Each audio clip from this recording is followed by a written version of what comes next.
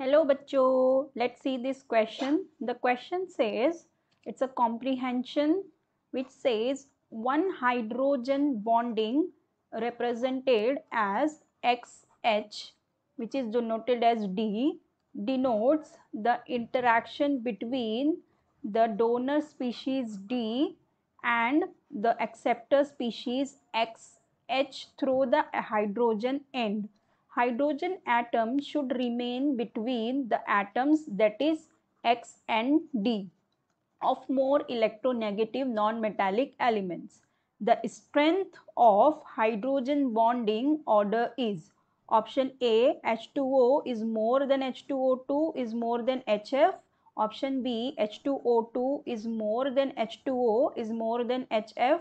Option C, HF is more than H2O is more than H2O2. Option D, HF is equals to H2O is equal to H2O2। सो हमें इस question में ये बोल रहा है कि ये जो हमारे पास चारों ऑप्शंस दिए हैं उसमें हमें बताना है the strength of hydrogen bonding. ठीक है, सो देखो पहले तो हाइड्रोजन बॉन्डिंग होता क्या है। हाइड्रोजन बॉन्डिंग क्या होता है? Hydrogen bonding is a force of attraction between the hydrogen atom. Force of attraction कह लो या बॉन्ड कह लो, bond between hydrogen atom and highly electronegative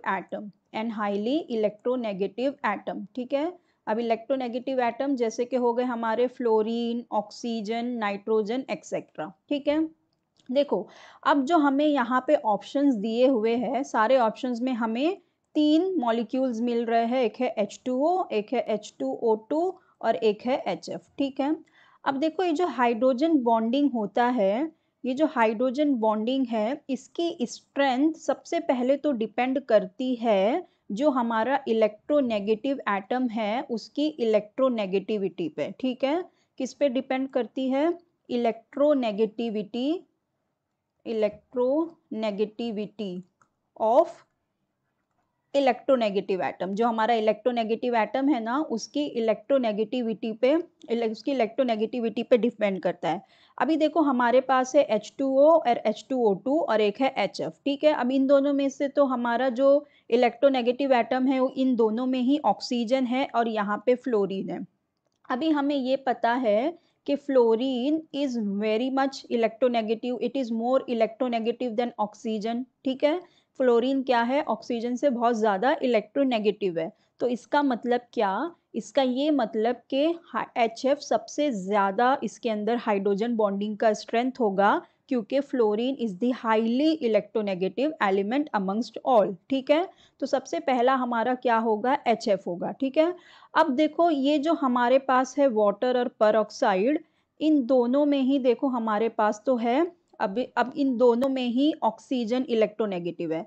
तो अब इन दोनों में हम क्या कंपेयर करेंगे? देखो अगर मैं वाटर का मॉलिक्यूल बनाऊं वाटर, तो हमारा वाटर का इस तरह से होगा, यहाँ पे पार्शियल नेगेटिव चार्ज होगा, यहाँ पे पार्शियल पॉजिटिव चार्ज होगा। ठीक है, और यहाँ पे एक्चुअली 2 पार्शियल नेगेटिव चार्ज होगा, है ना, यहाँ पे 2 होगा।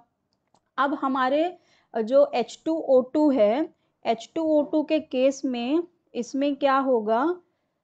इसको अगर मैं ड्रॉ करूं तो ये कुछ इस तरह से होगा और इसके पास यहाँ पर एक पार्शियल पॉजिटिव चार्ज, एक पार्शियल नेगेटिव, एक पार्शियल नेगेटिव।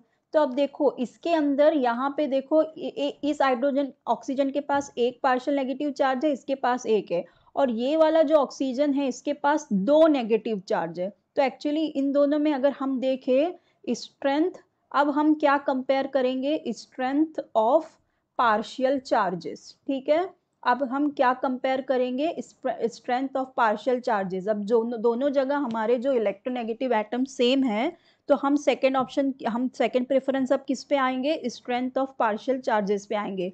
तो अब देखो इन दोनों में जो वाटर है, वाटर में देखो इस ऑक्सीजन की पार्शियल चार्ज की स्ट्रेंथ ज़्यादा है, it is more in water as compare to H2O2, है ना, क्योंकि इसके अंदर देखो 2 है और यहाँ पर तो एक है, यहाँ पे डिस्ट्रीब्यूट हो गए हैं। तो इसमें इसका मतलब वाटर के केस में पार्शियल चार्ज की स्ट्रेंथ ज़्यादा है। इसका ये मतलब हुआ कि वाटर H2O2 से वाटर H2O2 से ज़्यादा इलेक्ट्रोनेगेटिव होगा बिकॉज इसके पार्शियल चार्ज की स्ट्रेंथ ज़्यादा है। तो हमारा एक्चुअल में जो ऑर्डर होगा वो किस किस तरह से होगा, हमारे पास पहले आएगा HF because fluorine most electronegative है, फिर वाटर और परऑक्साइड में हमारे पास आएगा वाटर क्योंकि वाटर के पार्शियल चार्ज की स्ट्रेंथ ज़्यादा है, फिर हमारे पास आएगा H2O2। तो अब देख लेते हैं हमारा ये वाला ऑर्डर कौन से ऑप्शन में हमें मिल रहा है।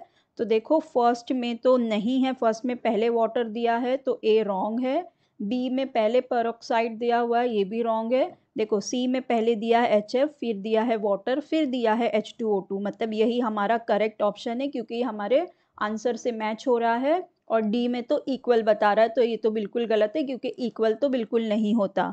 तो हमारा करेक्ट ऑप्शन है option C which says HF is more than water is more than H2O2. I hope you understood it very well. Best of luck. Thank you.